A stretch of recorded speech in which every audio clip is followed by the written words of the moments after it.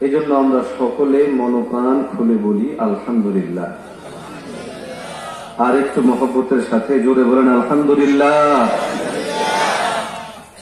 মুহতারাম হাজিরিন, আমি মহাগ্রন্থ আল কুরআনুল কারীমের সূরা গাশিয়া থেকে শেষ দিকের কয়েকখানা আয়াতে কারিমা তেলাওয়াত করেছি এবং নবীজির মুখ নিশ্চিত বাণী হাদিস সমূহ থেকে একখানা হাদিসও পেশ করেছি। আল্লাহ তাআলা যদি তৌফিক দান করেন, আয়াত এবং হাদিসকে সামনে রেখে আপনাদের সামনে কিছু আলোকপাত করব। আল্লাহ তৌফিক দান করেন, সকলে বলি আমিন। মুহতারাম হাজিরিন, আমরা পৃথিবীতে আসছি, কিন্তু এই পৃথিবীতে সবাই থাকতে পারবো? একটু কথা বলেন না, থাকতে পারবো? থাকতে পারবো না ঠিক, কিন্তু এই যে চলে যাব, কোথায় যাব, কি নিয়ে যাব, কোন জিনিস আমাদের নিয়ে যাওয়া দরকার, এই ধরনের রাহবরিগুলো আমাদের জন্য দরকার আছে না নাই? এই রাহবরিগুলোর জন্যই আজকের এই দ্বীনি মাহফিলগুলো আয়োজন করা হয়। মাকসাদ, আমরা পৃথিবীতে আছি, পৃথিবী থেকে চলে যাব, কোথায় যাব, কার কাছে যাব? সহজ উত্তর হলো আল্লাহর কাছে যাব। আল্লাহ আমাদের জন্য যে জায়গা বানিয়ে রেখেছেন সেখানেই যাব। এই জন্য আমাদের মধ্যে কেউ যদি মারা যায় মসজিদে, অথবা আমরা শোনার পর যে শব্দ উচ্চারণ করি সেই শব্দ হলো ইন্না লিল্লাহি ওয়া ইন্না ইলাইহি রাজিউন। ইন্না লিল্লাহ, এই শব্দের মধ্যে মেসেজ আছে আমরা কার জন্য? আওয়াজ দিয়ে বলেন না, কার জন্য? দ্বিতীয় শব্দের মধ্যে মেসেজ হলো এবং আমরা আল্লাহর কাছেই ফিরে যাব। আল্লাহর জন্য আল্লাহর কাছেই ফিরে যাব। যে কেউ মারা গেলে এই আওয়াজ আমরা শুনি, এই আওয়াজ দেয়া, কিন্তু এটার মর্ম কথা, এটার মাহাত্ম্য, গুরুত্ব হৃদয়ের মধ্যে নাই বিধায় নিজের বাবাকে কবরস্থ করে এসেও আমরা অনেক সময় গুনাহের কাজে লিপ্ত হয়ে যাই। নিজের সন্তানকে কবরস্থ করে এসেও অপরাপর আরো একটি অপরাধে যুক্ত হয়ে যাই। আমরা কত বড় শক্তিমান, কত গুরুত্বপূর্ণ, গুরুত্বের এই জায়গাগুলো ভুলে আমরা দুনিয়ার মরীচিকার পিছনে পড়ি। ক্ষমতা, অর্থ, বিত্ত সব কিছুর পিছনে পড়ি, লক্ষ্য যেন দুনিয়া অর্জন আমাদের জন্য বড়, আমাদের জন্য বড়। অথচ ইন্না লিল্লাহির মাহাত্ম্য অনুযায়ী বোঝা যায় আমরা আল্লাহর জন্য, আল্লাহও আমাদের জন্য। কারণ কেউ যদি আল্লাহর জন্য হয়, আল্লাহ তার জন্যই হয়ে যান। কি বলেন, হন না? আমার দিকে তাকান, হয় কি হয় না? দুনিয়ার মধ্যে যদি কেউ নেতা এর সাথে সম্পর্ক হয়, দেখা যায় নেতার লেভেল অনুযায়ী তার সাথে এক ধরনের পাওয়ার কাজ করে। এই জন্য কেউ যদি মেম্বার সাহেবের লোক হয়, তার মধ্যে দেখা যায় যে খুব পাওয়ার। চেয়ারম্যান সাহেবের লোক হয়, তার মধ্যে এক ধরনের পাওয়ার। এমপি সাহেবের লোক হলে তখন পাওয়ারটা আরো, কথা বলেন, কি হয়ে যায়? একই মানুষ, সম্পর্কের কারণে তার যার সাথে সম্পর্ক তার উপর ভিত্তি করে এই লোকটার মান বাড়ে, গুরুত্ব বাড়ে, ব্যক্তিগতভাবে তার পাওয়ারও বেড়ে যায়। আমরা যে আল্লাহর লোক, আল্লাহর সাথে আমাদের সম্পর্ক, এই অনুভূতি যদি হৃদয়ের মধ্যে সুস্পষ্ট ভাবে নিতে পারতাম, তাহলে আজকের দিনে গোটা কুফফারদের প্রদত্ত সব কিছুকে লাথি মেরে ফেলে দিয়ে আমরা মাওলার জন্য আমরা দৌড়াইতাম। মুমিন মুসলমান ভাইরা আমার,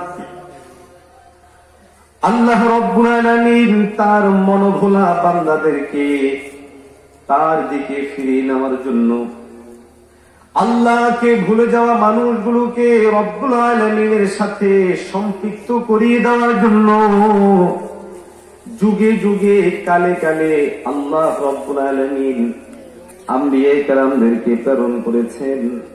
আম্বিয়া কেরামদের পরবর্তীতে আল্লাহ রব্বুল আলামিন সালেহিনদের জামাতকে রেখে গেছেন, তাবেঈনদের জামাতকে রেখে গেছেন, সাহাবায়ে কেরামদের জামাতকে রেখে গেছেন, যাদের নীতি আদর্শ নৈতিকতাকে সামনে রেখে চললে আল্লাহ রব্বুল আলামিন কুরআনে হাকিমে আমাদের জন্য হেদায়েতের মাধ্যম হিসেবে ঘোষণা করে দিয়েছেন। শুধুমাত্র তাই না, মহাগ্রন্থ আল কোরআনুল কারীমের মধ্যে রব্বুল আলামিন তার পরিচয় লাভ করার জন্য, আল্লাহ রব্বুল আলামিনকে পাওয়ার জন্য, পরিচয় প্রাপ্তির জন্য বিভিন্ন মাধ্যমের কথাও বর্ণনা করেছেন। প্রতিটা মানুষের মধ্যে রব্বুল আলামিন এমন অনুভূতি এবং অনুভূতি জাতীয় জিনিস দান করেছেন, যদি এই জিনিসগুলোর মধ্যে আপনি আমি ফিকির করতে পারতাম তাহলে রব্বুল আলামিনকে চিনা আমাদের জন্য অত্যন্ত সহজ হয়ে যেত, সহজ হতো। মানুষ আল্লাহর সাথে সম্পর্কের গুরুত্ব যখন ভুলে গেল, আমরাও যখন ভুলে গেলাম, হালাল হারাম জায়েজ নাজায়েজ এই সবগুলো জিনিস যখন ডান বামে ফেলে অবৈধ পথের দিকে, জাহান্নামের পথের দিকে অগ্রসর হলাম, তো স্বাভাবিকভাবেই রব্বুল আলামিনের পক্ষ থেকে আমাদের উপর যেই নজর, আমাদের সাথে রবের যেই ওয়াদা, আল্লাহ রব্বুল আলামিন যুগে যুগে আম্বিয়া কেরামদেরকে পাঠিয়ে আমাদের দিকে যেই রাহবরি করেছেন, সেই বিষয়গুলো থেকে আস্তে আস্তে করে আমরা দূরে সরতে আরম্ভ করলাম। দুনিয়ার 60, 70, 80, 90 বছরের জিন্দেগি কতটা দামি, কতটা গুরুত্ব রাখে, এর সহজ উত্তর হলো আখিরাত পরকাল আমাদের যত বিশাল, যত বৃহৎ, সেই জিনিসকে সামনে রেখে এখানকার 60-70 বছর গুরুত্ব রাখে। বিষয়টা খুব সহজে বোঝার জন্য একটা উদাহরণ দিই। মনে করুন নোয়াখালীতে আপনি একটু জায়গা কেনার জন্য প্রস্তাব পেয়েছেন। সেই জায়গাটা কিনতে হলে আপনার কয়েক কোটি টাকা লাগবে, কিন্তু এই জায়গা কেনার জন্য সময় দেওয়া হলো 6 মাস। ব্যবসায়িক স্পটে সুন্দর জায়গা, আপনিও বোঝেন আপনার জন্য, আপনার আমার ভবিষ্যতের জন্য এই জায়গাটা ক্রয় করা জরুরি, কিন্তু কর্তৃপক্ষের পক্ষ থেকে সময় বেঁধে দেওয়া হলো 6 মাস, 7 মাস, 1 বছর। বলুন তো, এই সুনির্দিষ্ট টাকা অর্জন করতে গিয়ে এই একটা বছর দিন রাত, সকাল সন্ধ্যা দুপুর সবগুলোকে আমরা একাকার করে ফেলবো না? কথা বলেন, একাকার করে ফেলবো না? কেন করব? কারণ আমি গুরুত্ব বুঝেছি যে নোয়াখালীর ওই জায়গাটা একটা ব্যবসায়িক স্পট, বসবাসের জন্য ভালো, আমার ভবিষ্যৎ প্রজন্ম ভালো হিসেবে গড়ার জন্য জায়গাটা আমার জন্য জরুরি। সুতরাং যেই করেই হোক আমার এই জায়গাটা কিনতে যেই কয়েক কোটি টাকা লাগবে এটা সংগ্রহ করতে হবে। আমার হাতে সময় আছে মাত্র 6 মাস কিংবা 1 বছর। সুতরাং এই 1 বছরে অন্য কোনো কথা শোনার সুযোগ নাই, অন্য কোনো জিনিস আমার মনে করার সুযোগ নাই। এই টাইমে আমার এই জায়গাটা কিনতে হবে। কথা বলে, তখন গুরুত্ব বাড়বে না বাড়বে না? মুমিন মুসলমান ভাইরা আমার, আল্লাহ রাব্বুল আলামিনের সাথেও আমাদের একটা চুক্তি হয়েছে, লেনদেন হয়েছে, ক্রয় বিক্রয় হয়েছে। আল্লাহ রাব্বুল আলামিনের সাথে আমাদের যে জিনিসের চুক্তি হয়েছে, লেনদেন হয়েছে, বেচা কেনা হয়েছে, সেই জিনিসের নাম হলো জান্নাত। আল্লাহ বলে, বান্দা তোমার জান এবং তোমার মালের বিনিময়ে আমি মালিক তোমাদের সাথে জান্নাতের বিনিময়ে ক্রয় বিক্রয় করে দিলাম। আল্লাহ রাব্বুল আলামিন কোরআনে হাকিমের মধ্যে বলেন, ইন্নাল্লাহা আশতারা মিনাল মুমিনিনা আমওয়ালাহুম ওয়া আনফুসাহুম বিআন্না লাহুমুল জান্নাহ। আল্লাহ রাব্বুল আলামিন অত্যন্ত সুন্দর করে ডাক দিয়ে বলে, গোলাম, নিশ্চয়ই আমি মালিক তোমাদের কাছ থেকে ক্রয় করে নিয়েছি তোমাদের জান, তোমাদের মাল। কিসের বিনিময়ে? আল্লাহ বলেন, এই জান এবং মাল, এই উভয়টা জিনিসের বিনিময়ে আমি আল্লাহ তোমাদেরকে জান্নাত দান করে দিব। কোন জিনিস দান করবেন? তো জোরে বলেন না, কোন জিনিস? আমার কথা বোঝা যায় তো? জান্নাত দান করবেন। সুতরাং জান্নাত কত দামি? নোয়াখালীর সেই ব্যবসায়িক স্পটের মতো কথা বলেন, স্পটের মতো না, গুলশানের মতো, বসুন্ধরার মতো, উত্তরার মতো না, ইউরোপ আমেরিকার মতো। পৃথিবীর গোটা পৃথিবী যদি এক পাল্লায় রাখা হয় তো শুধু এক সুবহানাল্লাহর দাম তো গোটা পৃথিবীর হতে পারে না। এক কালিমার মূল্য সম গোটা পৃথিবীর হতে পারে না। তাহলে মূল্যবান জায়গায় যারা বসবাস করে তাদের কোনো দাম নাই। কথা বলে, যারা দামি জায়গায় বসবাস করে এদের দাম আছে না নাই? একই মানুষ কোথায় থাকেন? ধানমন্ডি থাকি, ভাব আলাদা। কোথায় থাকেন? বসুন্ধরা রেসিডেন্সিয়াল এরিয়ায় থাকি, একটা নিজের মধ্যে ভাবটাই আলাদা। কেন? বসুন্ধরা বলতেই মানুষ জানে দামি জায়গা, গুলশানে থাকি দামি জায়গা, ধানমন্ডিতে থাকি দামি জায়গা, ঢাকায় থাকি দামি জায়গা। মানুষকে মূল্যায়ন করা হয় জায়গা দিয়ে, মানুষকে মূল্যায়ন করা হয় কর্ম দিয়ে, মানুষকে মূল্যায়ন করা হয় তার ব্যক্তিগত গুণাগুণের মাধ্যমে। রব আমাদেরকে ব্যক্তিগত গুণ অর্জন করে সেগুলোর বিনিময়ে জান্নাত দিয়ে ব্যক্তিগত মূল্যায়ন আর যেই জিনিস দান করবেন সেটার মাধ্যমেও আমাদেরকে মূল্যায়ন করার ঘোষণা দিয়ে রেখেছে। আরো আসতে আপনারা কি রাগ দেখে আমার একটু আওয়াজ টাওয়াজ দিয়ে মাঝে মধ্যে। আজ আমাদের এই দামি বেদামি, মূল্য অবমূল্য, কে দামি কে বেদামি, কাকে ফলো করব কাকে করব না, কে বাস্তবিক অর্থে মূল্যবান, এই মানদণ্ড এই মাপকাঠি নষ্ট হয়ে আজ কোরআন ওয়ালারাও পশ্চিমাদের পিছনে পড়ে ইউরোপ আমেরিকার আদলে নিজেকে গড়তে পারলে নিজেকে দামি মনে করে, সন্তানকে আমেরিকায় পাঠাতে পারলে নিজের মধ্যে ভাব তৈরি করে ফলাফল এই দাঁড়িয়েছে মুসলমানের সন্তান আলেম হতে চায় না, মসজিদ মুখী হতে চায় না, মক্কা মদিনাকে গুরুত্ব দিতে চায় না, নিজের জীবনকে পয়গম্বরে আরবীর আদলে করতে চায় না, নিজেকে জান্নাতের উপযুক্তি হিসেবে করতে চায় না, বরং নিজেকে সেই কুফফারদের মতো বেঈমানদের মতো গড়তে পারাটাকে কৃতিত্বের মনে করে আওয়াজ দিয়ে কোন ঠিক না? এর জন্য চিন্তাগত দিক থেকে আমরা দায়ী। আমাদের চিন্তা নষ্ট করা হচ্ছে। পরিস্থিতি সৃষ্টির জন্য যারা পরিবেশ সৃষ্টি করে তারা দায়ী। সর্বোপরি অনেক ক্ষেত্রে আমাদের অভিভাবকরা দায়ী, যারা আমাদেরকে যথাযথ গাইড না করে মিসগাইড করে পশ্চিমাদের সেই সভ্যতার নামে কথিত অসভ্যতাকে, বর্বরতাকে আমাদের সামনে এনে উপস্থিত করে আওয়াজ দিয়ে কোন ঠিক না? আল্লাহ রাব্বুল আলামিন কোরআনে হাকিমের মধ্যে বলেন, লা ইয়াস্তাবি আসহাবুন নারি ওয়া আসহাবুল জান্নাহ, আসহাবুল জান্নাতি হুমুল ফাইজুন।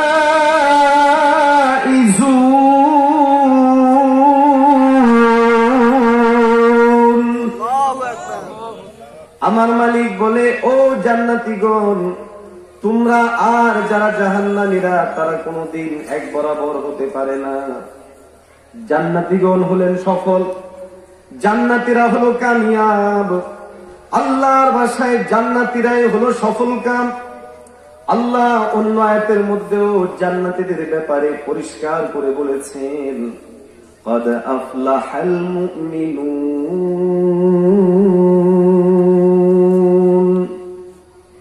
আল্লাহ বলে নিশ্চয়ই সফল হলো তারা, সফল হয়েছে যারা যারা ঈমানওয়ালা, যারা ঈমান এনেছে তারাই সফল। এই ঘোষণা কার? আল্লাহ বলছেন যারা ঈমানওয়ালা এরা সফল, যারা মুমিন তারাই সফল, যাদের মধ্যে ঈমান আছে তারাই সফল। সূরা হাশরের বক্তব্য হলো যারা জান্নাতি মুমিনরা তারাই হচ্ছে ফাইজ। মুমিন আর কাফের এক বরাবর হতে পারে না। আমরাও বলি এক বরাবর হতে পারে না, কিন্তু আমরা এদেরকে উপরে রাখি, নিজেদেরকে নিচে রাখি। আওয়াজ দেন ঠিক নেই? আল্লাহ বলছেন তোমরা ঊর্ধ্বে তারা নিচে, তোমরা উপরে তারা নিচে। আর আমরা বানালাম উল্টা, নিজেদেরকে রাখলাম নিচে, তাদেরকে উঠালাম উপরে। আওয়াজ দেন ঠিক নেই? এই জন্য আমাদের শিক্ষা ব্যবস্থা সাজায় কার মতো? ওই উন্নত রাষ্ট্রগুলোর মতো সাজাবো। আমাদের পোশাক আশাককে ফ্যাশনেবল করে কার মতো? উন্নত রাষ্ট্রের মতো। কারা উন্নত রাষ্ট্র? যারা পোশাক খুলে চলাকে সভ্যতা বলে। নাউজুবিল্লাহ। আমাদের সমাজ ব্যবস্থাকে নিয়ে যাওয়া হচ্ছে কোন দিকে? পাশ্চাত্য পশ্চিমাদের দিকে। লক্ষ্য কি? উদ্দেশ্য কি? সব সময় বলে আমাদের মান উন্নয়ন করা হবে, সামাজিক উন্নয়ন করা হবে, রাষ্ট্র গতিশীল হবে, উন্নত রাষ্ট্রের মতো হবে। সুস্পষ্ট ভাষায় বলি, উন্নত রাষ্ট্র না, অবনমিত রাষ্ট্র। আজকের দিনে এগুলো সভ্যতা না, অসভ্যতা। গোটা পৃথিবীতে প্রমাণিত বস্তু হলো পশ্চিমাদের মতো নোংরা, অসভ্য, বাজে মানুষ আর পৃথিবীতে কেউ হতে পারে না বলে বলেন। ঠিক আছে? নগ্নতাকে যারা, অস্থিরতাকে যারা শ্রেষ্ঠত্বের মানদণ্ড নির্ধারণ করে, সভ্যতার মানদণ্ড নির্ধারণ করে, আরে সুস্থ মস্তিষ্কের কোন মানুষের পক্ষেই তো এদের এই সমস্ত বিষয়কে গ্রহণ করার কথা না। কিন্তু শিক্ষিত, উচ্চ শিক্ষিতরা ওদের এইগুলো গ্রহণ করেই করে। উল্টো আমাদেরকে বলে পশ্চাৎপদ। পশ্চাৎপদ মানে যারা পিছনের দিকে হাঁটে। আমরা নাকি পিছনের দিকে হাঁটি। আজ সুকৌশলে আমাদেরকে পিছু মুখী হিসাবে সাব্যস্ত করার কৌশল চলছে। আজকে একটি সেমিনারেও আমি কথা বলেছি যে এটা পশ্চিমাদের সুদূর প্রসারী পরিকল্পনার বাস্তবায়ন।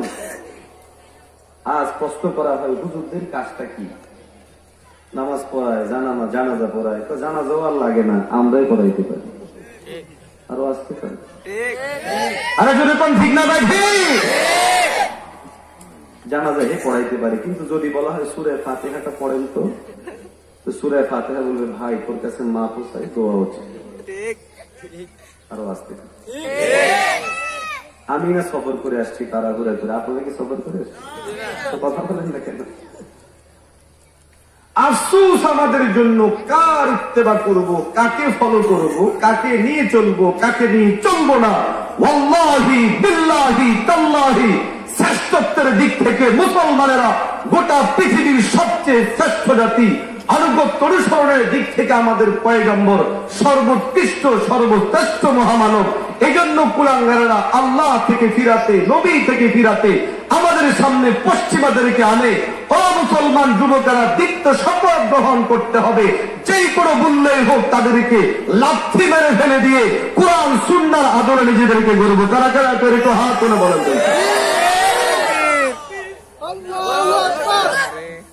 আল্লাহ আমাদেরকে সহি বুঝ দান করে। আরো জোরে বলুন না আমিন। এই জন্য একজন কবি অত্যন্ত সুন্দর করে বলেছে, তুকু যাও সুন্নতে আহমদ কুজা বা মোহাম্মদ কে বাওয়াদ নিসবত তোরা। তুকু যাও সুন্নতে আহমদ কুজা বা মোহাম্মদ কে বাওয়াদ নিসবত তোরা। আল্লাহওয়ালা কবি অত্যন্ত সুন্দর করে ডাক দিয়ে বলে, হে ভাই তুমি কোথায়? পয়গম্বরের সুন্নাহ কোথায়? পয়গম্বর আরবি বলেছেন এইভাবে চলতে। পয়গম্বর ওই কথাগুলো স্বয়ং আল্লাহ বাতলিয়ে দিয়েছেন ওয়াহির মাধ্যমে। এই দিকে চললে শান্তি আসবে, প্রশান্তি আসবে।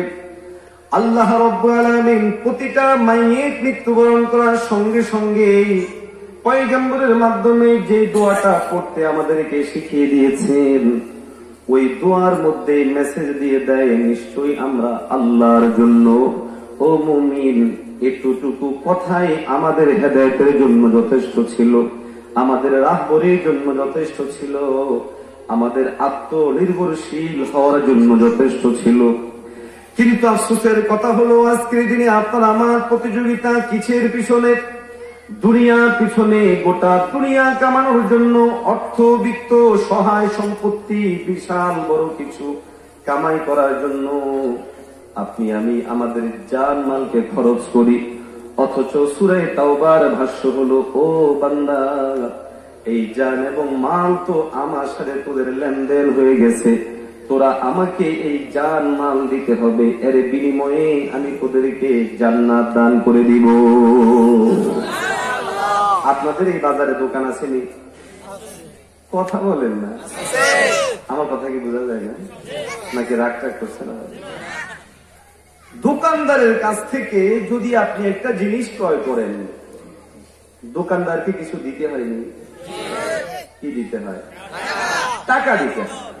এখন মনে করুন দোকানদারের কাছ থেকে আপনি জিনিস আনলেন, মোবাইলটা ক্রয় করে আনলেন, এরপরে তাকে যে টাকাগুলো দিবেন সেই টাকাগুলো না দিয়ে নিজের মন মতো হাঁটা ধরলেন, অথবা নিজের মন মতো যাকে তাকে দেওয়া শুরু করলেন, দোকানদার আপনাকে সাইজ করে ফেলবে। কথা বলেন নাকি? আল্লাহ বলে, হে গোলাম, তোমাদের সাথে আমার চুক্তি হয়েছে, জান দিতে হবে আমার জন্য, মাল দিতে হবে আমার জন্য, বিনিময় কি হবে? আল্লাহ বলে, জান্নাত দিয়ে দিলাম। সিগায় মাজি ব্যবহার করা হয়েছে সুনিশ্চিততা বোঝানোর জন্য। আল্লাহ বলেন, আমি ক্রয় করে নিলাম তোমার জানকে, তোমার মালকে। একজন সাধারণ ব্যবসায়ীর কাছ থেকে পণ্য ক্রয় করার পর যেই অর্থ দিয়ে পণ্য ক্রয় করলাম, ওই অর্থ যদি আপনি আমি ভিন্ন কোনো জায়গায় খরচ করার অধিকার না রাখি, বৈধতা না হয়, এর জন্য যদি কোনো সে আমাকে পানিশমেন্ট করতে পারে, শাস্তি দিতে পারে, ও মুমিন, একটু চোখ বন্ধ করে ভাবেন, আমার মালিকের সাথে আমাদের জান ও মাল দিয়ে যে চুক্তি হয়ে গেল, আজকে আমার জান ও মালকে ভিন্ন জায়গায় খরচ করার কারণে আল্লাহ যদি আমাদেরকে ধরে বসে জবাব দেওয়ার কোন সুযোগ আসেনি। এই জন্য রব্বুল আলামিন আফসোস করে অত্যন্ত সুন্দর করে ডাক দিয়ে বলে, গোলাম, আল্লাহকুমুত তাকাসুর হাত্তা যুরতুমুল মাকাবির। আল্লাহ বলে, তোমাদেরকে গাফেল করে রেখেছে দুনিয়ার সহায় সম্পত্তি প্রতিযোগিতায়, অর্জনের প্রতিযোগিতায়। তাকাসুর কাসরাতুন থেকে, কাসরাতুন মানে বেশি, বাড়ানো, বৃদ্ধিকরণ। তাকাসুর মানে হলো বৃদ্ধির জন্য প্রতিযোগিতাকরণ। আল্লাহ বলে, তোমাদেরকে গাফেল করে রেখেছে দুনিয়া অর্জনের প্রতিযোগিতা, কতটুকু গাফেল করে রেখেছে। আল্লাহ আবার বলে, বান্দারে, এত পরিমাণ গাফেল তোমাদেরকে করে রেখেছে, হুঁশ ফিরে না, বুঝতে পারো না। হাত্তা যুরতুমুল মাকাবির, যতক্ষণ পর্যন্ত না তোমরা কবরের সাক্ষাৎ লাভ করো, যতক্ষণ পর্যন্ত না তোমাদেরকে কবর পর্যন্ত পৌঁছে দেয়া হয়। মুমিন মুসলমানরা আমার, অর্থের পিছনে আপনিও দৌড়ায়, আমিও দৌড়াই, সবাই দৌড়াই। নিষেধ না, অনুমতি আছে, কিন্তু সেইটা অবশ্যই শরীয়ী মানদণ্ডে হতে হবে, বৈধ পন্থায় হতে হবে, বৈধ জায়গায় হতে হবে। যদি কেউ অবৈধ পন্থায় অবৈধ অর্থ উপার্জন করে, তাহলে সে দুইটা আফসোস করবে। এক হলো অবৈধ অর্থগুলো উপার্জনের আফসোস, দ্বিতীয় নাম্বার হলো এই অবৈধ অর্থ উপার্জনের পিছনে যে পরিমাণ সময় কাটালো, এই সময়গুলো যদি কোনো বৈধ জিনিসের পিছনে কাটাইতো, এর জন্য আফসোস করবে। আল্লাহ রাব্বুল আলামিন সূরা হুমাযার মধ্যে 3 শ্রেণীর মানুষের জন্য দুর্ভোগের কথা উল্লেখ করে মালিক 3য় নাম্বার শ্রেণীর কথা বলেছেন। তারা হলো ওই সমস্ত মানুষ আল্লাযী জামা মালান ওয়া আদ্দাদা ইয়াহসাবু আন্না মালাহু আখলাদা। আল্লাহ বলে 3 নাম্বার শ্রেণী হলো যাদের জন্য আফসোস, যারা মাল জমা করেছে এবং মালগুলোকে গণনা করেছে আর ধারণা করেছে এই মালগুলো আমাদেরকে চিরস্থায়ী সুখ দিবে, শান্তি দিবে, চিরস্থায়ী ভাবে আমাদেরকে স্থায়িত্ব দান করবে। কিন্তু না না, আজ পর্যন্ত পৃথিবীর কোন কোটিপতি কোনদিন স্থায়িত্ব হতে পারেনি, কিয়ামত পর্যন্ত স্থায়িত্ব হতে পারবে না। সমকালীন সময়ে একটি ঘটনা খুব ভাইরাল হয়েছে। যমুনা গ্রুপের মালিক জনাব বাবুল সাহেবের একটি ঘটনা, সত্য মিথ্যা আল্লাহ মালুম, মিডিয়ার মধ্যে আসছে, ভার্চুয়াল জগতে ছড়িয়েছে। যমুনা গ্রুপের মালিক জনাব বাবুল সাহেব আপনার আমার মতো 2-4 হাজার কিংবা 5-10 লাখ টাকার মালিক নয়, হাজার হাজার কোটি টাকার মালিক। বাংলাদেশে যে কয়েকজন মানুষকে অর্থশালী হিসেবে গণা হয়, সেই কয়েকজন মানুষের মধ্যে একজন হলেন জনাব বাবুল সাহেব। আওয়াজ দেন ঠিক নেই? এই বাবুল সাহেব করোনা আক্রান্ত হয়েছেন। বিশাল সম্পদের মালিক জনাব বাবুল সাহেব স্বাভাবিকভাবে করোনা আক্রান্ত রোগীর কাছে নিকটাত্মীয় যারা আছে তারা মোটেও যায় না। আর যদি সেটা কোনো ধনী ব্যক্তি হয় তাহলে তো পরের কথা, আত্মীয় স্বজন দেখা যায় তার কাছে মোটেও যায় না। আওয়াজ দেন ঠিক নেই? এই করোনাটা আমাদের জন্য বিশাল বড় একটা সবক। আরো আসতে করো, জোরে বলেন না। আল্লাহ আছে না নাই এই কথা যারা, যা চোখে দেখি না, বিশ্বাস করি না, এরকম থিমকে সামনে এনে মানুষকে বিভ্রান্ত করত, করোনা এসে চপেটাঘাত দিয়ে বলেছে করোনা তো দেখা যায় না, বিশ্বাস করো কেন? যারা নারীদের পর্দার ব্যাপারে ওলামায়ে কেরাম যখন হিজাবের কথা বলতেন, পর্দার কথা বলতো, তখন ওলামায়ে কেরামদেরকে বিভিন্ন তুচ্ছ তাচ্ছিল্য করত।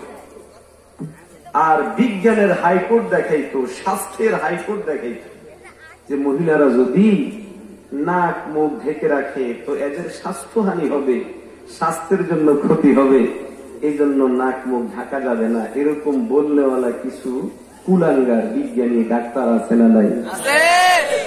আর একটু জোরে বলেন না। এদের দাবি যে এই শ্বাস এগুলা যেটা বের হয় আবার ঢোকে, বের হয় আবার ঢোকে, এটা স্বাস্থ্যের জন্য ক্ষতিকর, সুতরাং নাক মুখ ঢাকা যাবে না। বলছে না বলে নাই? অথচ এই লোকগুলোই এখন সবচেয়ে বেশি নাকও ঢাকে, চোখও ঢাকে, মাথাও ঢাকে, গোটা শরীরটা ঢাইকা এক একটা প্যাকেট হয়ে যায়। আরো আসতে পারে? ঠিক না ভাই? ঠিক। অদৃশ্য শক্তির ভয়ে করুণা। এরা বলছে এটা দেখতে এরকম সিংহের মতো, কিসের মতো, আমরাও বিশ্বাস করি।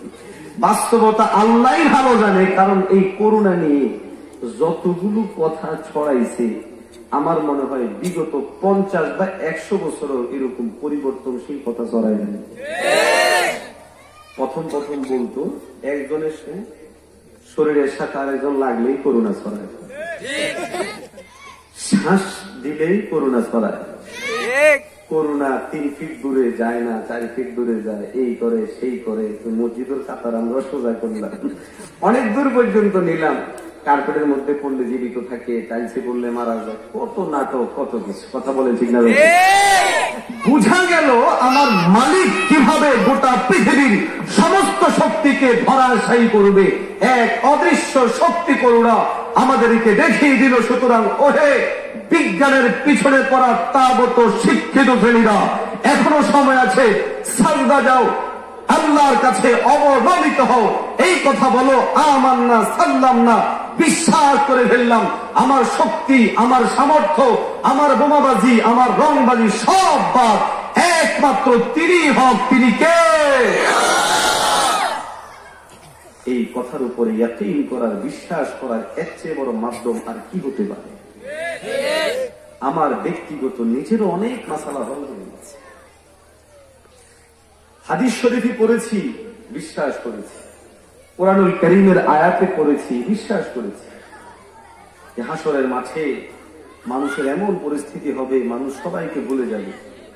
মাঝে মধ্যে চিন্তা করতাম, প্রাণ প্রিয়তম স্ত্রী এটাও ভুলে যাবে, বাবা মা আমাদেরকে ভুলে যাবে, সন্তান সন্ততিকে বাবা মা ভুলে যাবে, বাবা মা সন্তান সন্ততিকে ভুলবে, সন্তানেরা বাপ মাকে ভুলবে।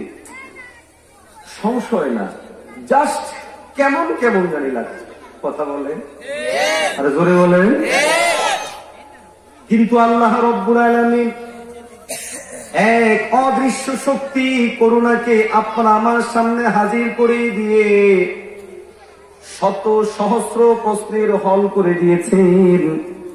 আসলে কে আপন কে পর, কে আসলে আপন কে পর, সবকিছু হল হয়ে গেছে।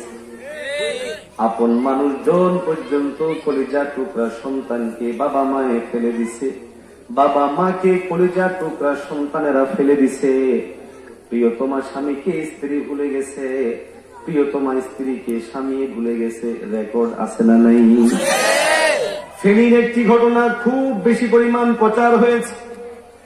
এক আল্লাহর গোলাম চট্টগ্রামে চাকরি করত, ফিলিং স্টেশনের মধ্যে দিন রাত একাকার করে অর্থবিত্ত উপার্জন করে বাড়িতে ঘর করেছে, বাড়ি করেছে, সন্তান সন্ততিদেরকে মানুষ করেছে, বড় করেছে।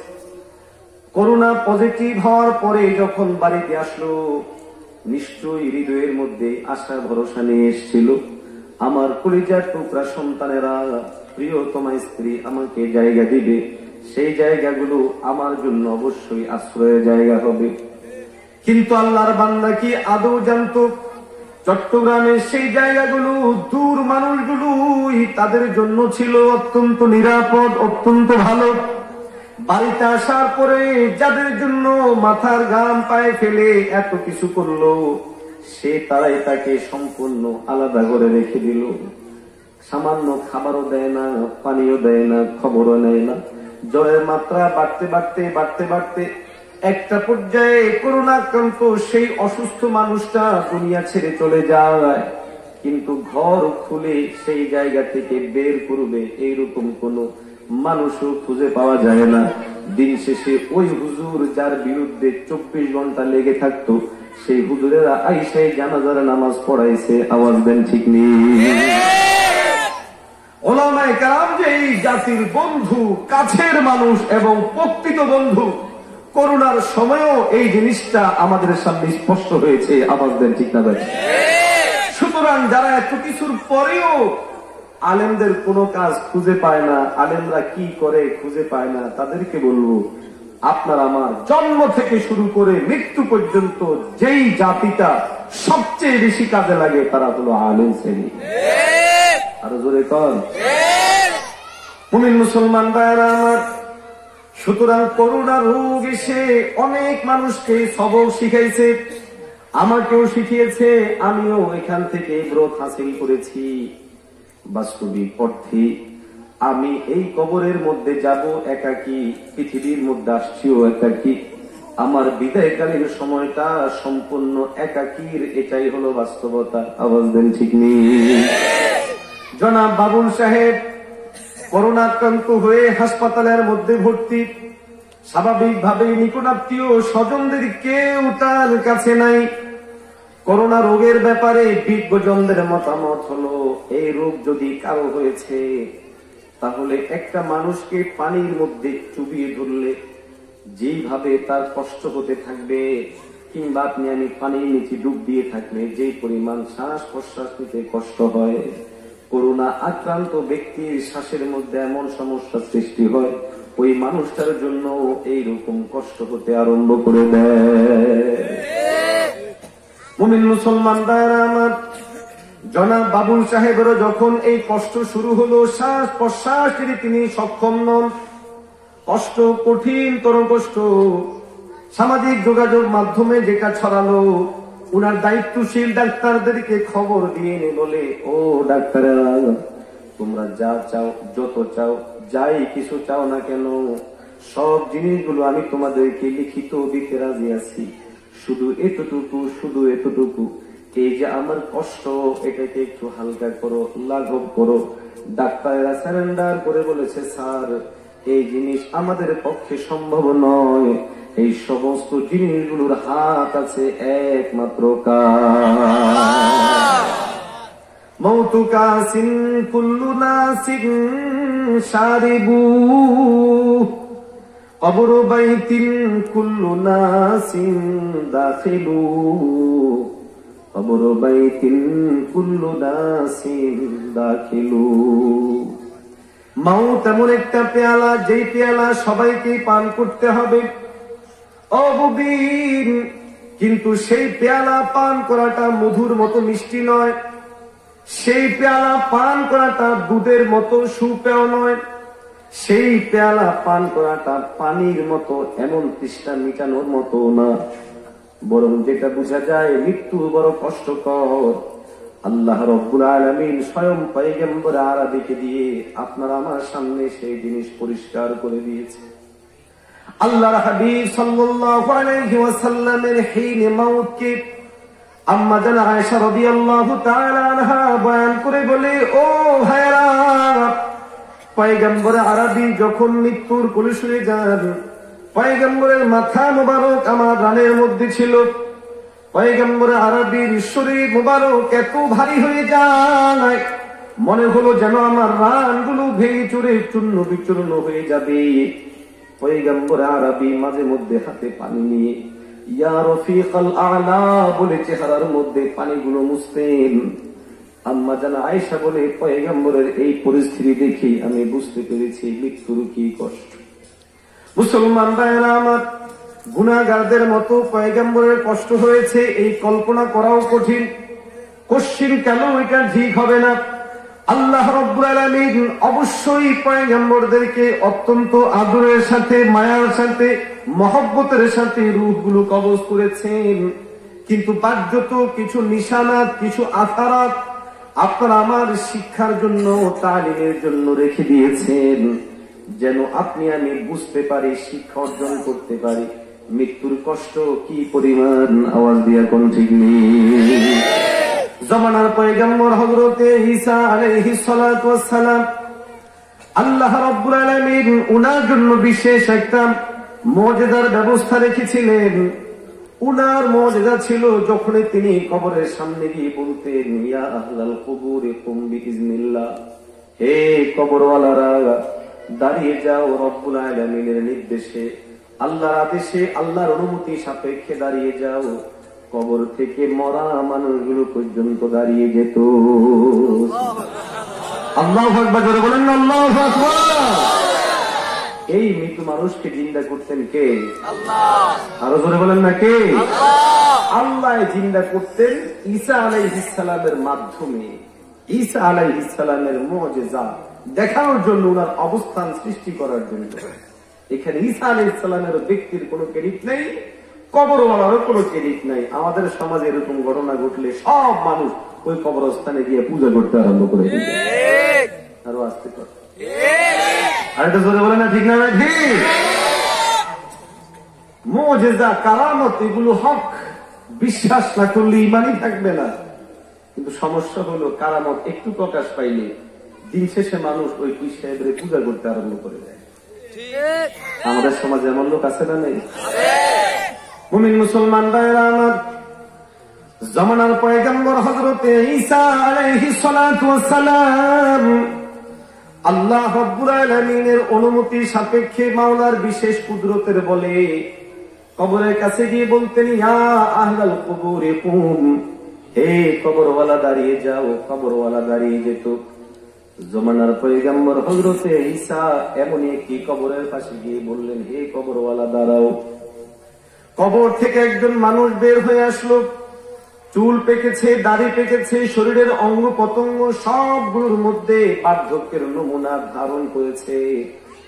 ঈসা আলাইহিস সালাম আশ্চর্য হয়ে যান, এই লোকটা তো বুড়া হয়ে মারা যায় নাই, যুবক অবস্থায় মারা গেছে, তাহলে তার শারীরিক এই পরিবর্তন কেন হলো, কিভাবে হলো? উনার মুজিজার মধ্যে এটাও ছিল, জীবিত হওয়ার পর তারা কথা বলতো, কথাগুলো তিনি শুনতেন। ঈসা আলাইহিস সালাতু ওয়াস সালাম জিজ্ঞাসা করে, এ ভাই, তুমি তো এমন বয়োবৃদ্ধ হয়ে মারা যাওনি, তোমার চুল দাড়ি সবই তো কাঁচা ছিল, চেহারার মধ্যে যৌবনের ভাব ছিল, তাহলে আজ কেন তোমার এরকম পরিস্থিতি হয়ে গেছে? যুবক ডাক দিয়ে বলে, ও জমানার পয়গম্বর, আপনি সত্যি ধরেছেন, আমি অত বুড়া হয়ে মরি নাই, আমি জোয়ান অবস্থার মধ্যে মৃত্যুবরণ করেছিলাম, কিন্তু মৃত্যুর কষ্ট এত কঠিন, এত কঠিন, মৃত্যুর কষ্টের কারণে আমার শরীরে সইতে না পেরে আমার এই পরিবর্তন হয়েছে, আমার এই বার্ধক্যের রূপ ধারণ করেছে। এই জন্য মাইয়েদেরকে গোসল করার ক্ষেত্রে আদাব হলো বেশি ডলা মাজা না করা, বরং আলতো ভাবে মুছে তাদের গা থেকে ময়লা বের করে দেওয়া, হালকা ভাবে পানিগুলো ঢালা, বেশি গরমও যেন না হয়, বেশি ঠান্ডাও যেন না হয়। নাড়াচাড়া করানোর সময় খুব মায়া ভরে নাড়াচাড়া করানো, অধিক পরিমাণ নাড়াচাড়া না করা, লাফালাফি না করা, কবরে রাখার সময় ধীর স্থির খুব আস্তে করে রাখা। আল্লাহু আকবার কাবিরা। মাইয়্যিতদেরকে দাফন দেওয়ার ক্ষেত্রে, গোসল দেওয়ার ক্ষেত্রে, কাফন দেওয়ার ক্ষেত্রে ইসলামের এতগুলো নীতিমালা, সবগুলো কেন? ওলামায়ে কেরামগণ বলেন, ওই যে মৃত্যু তার উপর ছাড়ায়াত করেছে, আপনার আমার শরীরের মাথা থেকে নিয়ে পা পর্যন্ত প্রতিটা পশমের মধ্যে হায়াত রয়েছে, রূহ রয়েছে। আল্লাহ রাব্বুল আলামিন প্রতিটা অঙ্গ থেকে, প্রতিটা পশমের গোড়া থেকে আজরাইল আলাইহিস সালাতু ওয়াস সালামের মাধ্যমে রূহকে কবজ করায় নেন। হযরত আজরাইল আলাইহিস সালাতু ওয়াস সালাম এবং উনার সাথে নিয়োজিত ফেরেশতাগণ ধীরে ধীরে রূহটাকে কবজ করে নেয়। ও মুসলমানেরা, ওই রূহকে কবজ করতে গিয়ে শরীরের মধ্যে প্রভাব তৈরি হয়, কষ্ট হয়, কি পরিমাণ কষ্ট! পয়গম্বর বলেন, একটা জীবন্ত মানুষ, উনার পেটের মধ্যে যদি একটা কাঁটাদার গাছকে ঢুকিয়ে দেওয়া হয়, আর পেটের আঁতগুলোকে যদি একটা একটা কাঁটার মধ্যে যদি কোনো রাখা হয়, আর গাছটাকে মোচড় দিয়ে যদি শক্তিশালী কিছু মানুষ টেনে বের করে, ওই মানুষটার যেই পরিমাণ কষ্ট হবে, প্রতিটা মানুষের রূহ যখন বের হয়ে যায় এর চেয়েও বেশি কষ্ট হয়। আল্লাহু আকবার, জোরে বলেন না আল্লাহু আকবার। সুতরাং মৃত্যুর কষ্ট আছে না নাই? এই কষ্ট থেকে বাঁচতে হলে আপনার আমার গোলাম হওয়া লাগবে কার? আর জোরে আওয়াজ দিবেন কার? আল্লাহ বলে, বান্দা, আমারে চিনতে চাও, আমারে পাইতে চাও সহজ, তোমার ডানে বামে তাকাও, আমি রবকে দেখতে পাবে। আল্লাহ বলে, আফালা ইয়ানজুরুনা ইলাল ইবিল, আরে তোমরা তোমাদের উটগুলোর দিকে তাকাও, উটের সৃষ্টিশীলতার দিকে তাকালেই তো দেখতে পাবে নিশ্চয়ই আমাদের একজন স্রষ্টা আছেন, তিনি কে? তোমরা আসমানের দিকে তাকাও, এত বিশাল বড় আসমান, সামান্য কাপড়ের এই যে সামিয়ানা, এটাকে টানাতে গিয়ে কতগুলো খুঁটা গাঁথতে হয়েছে, কতগুলো পিলার দিতে হয়েছে। এই বিশাল বড় আসমান যিনি উপরে করলেন, যিনি স্থির করে রাখলেন, নিশ্চয়ই সেখানেও একজন আছেন, তিনি হলেন কে? আল্লাহ বলে, আসমানের দিকে তাকাও, দেখতে পাবে তোমার মালিক আছেন। জমিনের দিকে তাকাও, কে এত বিশাল বড় জমিনকে বিছাইলো, দেখতে পাবে একজন মালিক আছেন, আল্লাহ রাব্বুল আলামিন। এইভাবে বিভিন্ন বস্তু দিয়ে, এমনকি আমাদের নিজেদের সৃষ্টি তত্ত্ব যদি চিন্তা করি, আমাদের মধ্যে যে পরিমাণ আল্লাহ তাআলা কুওয়াত দিয়েছেন, শক্তি দিয়েছেন, ও মুমিন, এইগুলাও গোটা পৃথিবীর সমস্ত বিজ্ঞান, সমস্ত অর্থশালী, সমস্ত বিত্তশালী এক বরাবর হলেও কিয়ামত পর্যন্ত কোনদিন মানুষের বিকল্প আরেকটা তৈরি করতে পারবে না। তু খুদা বন্দে ইয়ামিনি, তু খুদা বন্দে শিমালি, তু খুদা खुदावंद यसारी तू खुदावंद शिमाली तू खुदावंद यारादी तू खुदावंद समावी तू खुदावंद यारादी तू खुदावंद समावी। এই জন্য আল্লাহ ওয়ালা কবি বলে মাওলা গো আমি যেই দিকে তাকাই সেই দিকে তুমি। আল্লাহু আকবার। আমি যেই দিকে তাকাই সেই দিকে আমার মালিক, সেই দিকে আমার আল্লাহ। এই জন্য বুজুর্গ ওলামায়ে কেরাম বলেন আপনার আমার যদি অধিক পরিমাণে দুনিয়ার দিকে মাইল চলে আসে, ঝোঁক চলে আসে, তাহলে বেশি বেশি করে কবরস্থানের সামনে যাব। কেননা মাকবারা কবর হলো এমন জায়গা যেখান থেকে শিক্ষা অর্জন করা যায়। কবর হলো এমন জায়গা যে জায়গা থেকে আপনার আমার শিক্ষা অর্জনের জন্য সবক আমাদের জন্য রেখে দিয়েছেন কে? কবরের সামনে গেলে আমরা মাসালা হল হয়ে যাবে। আরে আমার মতো একজন শক্তিশালী ব্যক্তি এই কবরের নিচে শুয়ে আছেন, আদৌ একদিন এখানে এসে শুইতে হবে। আজ এই কবরের পাশ দিয়ে যাওয়ার সময় আমার ভয় তৈরি হয়, কেমন কেমন জানি লাগে। কাউকে যদি বলা হয় তোরে 10,000 টাকা দিব, কবরস্থানের মধ্যে বৈশা থাকবি, শুয়ে থাকবি, রাজি হবে না। এক রাত এখানের মধ্যে থাকতে নারাজ মানুষগুলো আপনি আমি আমরা মাসের পর মাস, বছরের পর বছর এই কবরের মধ্যে শুয়ে থাকবো। আত্মীয় স্বজন আপনজন কেউ আমাদের খবর নিবে না। মুমিন মুসলমান ভাইরা আমার, শেষ করব ছোট্ট একটা ঘটনা বলে। আজ আমরা দুনিয়ার অর্থ, বিত্ত, সম্পদ সব কিছু কামাই করি, সম্পদের জন্য, সুনামের জন্য, সুখ্যাতির জন্য সব কিছু করি। বাস্তবতা হলো একদিন সব ছেড়ে আমাদেরকে কবরে চলে যেতে হয়। সুনাম, সুখ্যাতি কিংবা ভিন্ন কোনো জিনিস কোনোটাই কবরে যায় না, বরং সমস্ত জিনিসগুলো আমাদের কাছ থেকে আলাদা হয়ে যায়। আওয়াজ দেন ঠিক? এক পাগলা এক কবরস্থানের সামনে বসে আছে, সামনে অনেকগুলো হাড্ডি, এইগুলোকে নাড়াচাড়া করে এইটা একবার তাকায়, এইটা একবার তাকায়। ওই জমানার যিনি রাজা ছিলেন তিনি রাস্তা দিয়ে হেঁটে যান, পথিমধ্যে দেখে একটা মানুষ সামনে হাড্ডি নিয়ে নাড়াচাড়া করতেছে। তাকিয়ে বলে কি রে, কি করো? পাগলামি করো? বলে আমি পাগলামি করি না, বরং আপনি যা করছেন এটা হলো পাগলামি। স্বাভাবিকভাবে বাদশাহ মনের মধ্যে একটা ক্ষোভ চলে আসলো, আমি পাগলামি করি, কি বলো এসব? ওই লোক বলে হ্যাঁ হ্যাঁ অবশ্যই আপনি পাগলামি করেন, না হয় আপনি আমাকে পাগলামি করি এই কথা বলতেন না। আমি হাড্ডি নাড়াই না, বরং আমি বাস্তবতা উপলব্ধি করি। বলে এটা কেমন ভাবে? বলে আমার প্রশ্নের উত্তর দিলেই আপনার সেই মাসালা হল হয়ে যাবে। বলে বলেন তো এই হাড্ডিটা কার? তোমার মাথা খারাপ হয়েছে, হাড্ডি দেখে মানুষ চিনব কিভাবে? চিনার কোনো উপায় নাই, কেননা হাড্ডি দেখে মানুষ চিনা সম্ভব নয়। কিন্তু সে তার কথা শুনে না, একের পর এক হাড্ডি দেখায়, এটা একবার, এটা একবার, এটা একবার, এটা একবার, সব হাড্ডিগুলো দেখানোর উপর এইবার সেই পাগল ডাক দিয়ে বলে ও বাদশাহ শুনে রাখো, সর্বপ্রথম আমি যে হাড্ডি হাতে নিয়েছি এই হাড্ডি হলো তোমার আগে যিনি এই চেয়ারের মধ্যে বসা ছিল রাজা, সেই রাজার হাড্ডি ছিল আমার হাতে। তুমি চিনতে পারোনি, এই জন্য তুমি বীর বাহাদুরি করেছো।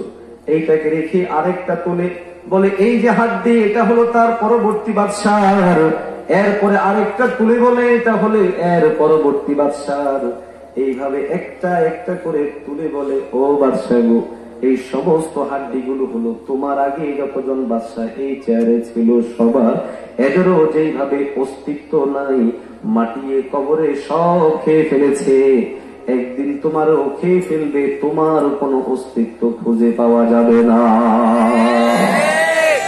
সুতরাং যদি কবরে এসে অনিস্তত্ব মুহূর্তের মধ্যে যদি নিজেদেরকে ফিরিয়ে পেতে চাই, নিজেদেরকে দামি বানাতে চাই, আল্লাহ যে স্মরণ করে দেন ও গোলাম, ইন্না লিল্লাহ, নিশ্চয় আমরা কার, ওয়া ইন্না ইলাইহি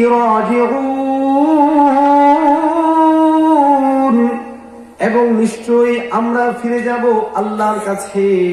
সুতরাং এখন থেকে হিসাব লাগাই, আমি কি নিয়ে যাব, কতটুকু নিয়ে যাব, প্রস্তুতি কি পরিমাণ। কবরে থাকতে হবে বছরের পর বছর, হাজার বছর, লাখ বছর। প্রস্তুতি আছেনি, কি খাবো, কি পড়বো, কি খাবো, এই প্রস্তুতির কথা মনের মধ্যে চিন্তা করলে নামাজ ছাড়ার কোন সুযোগ নাই, ইবাদত গুলো ছেড়ে দেওয়ার কোন সুযোগ নাই, পর্দা বিধান নষ্ট করার কোন সুযোগ নাই, যৌতুক নেওয়ার সুযোগ নাই, স্ত্রীকে মারার সুযোগ নাই, আরেকজনের জমি দখল করার সুযোগ নাই, সুদ খাওয়ার সুযোগ নাই, ঘুষ খাওয়ার সুযোগ নাই। বরং সফলতা পাইতে হলে গোলামি করতে হবে কার? আল্লাহ রাব্বুল আলামিন আমাদেরকে তার গোলামি করে শ্রেষ্ঠ মানুষ হয়ে আল্লাহর প্রকৃত বান্দা হয়ে আল্লাহর কাছে ফিরে যাওয়ার তৌফিক দান করেন। আমিন। ওয়া আখিরু দাওয়ানা আলহামদুলিল্লাহি রাব্বিল আলামিন।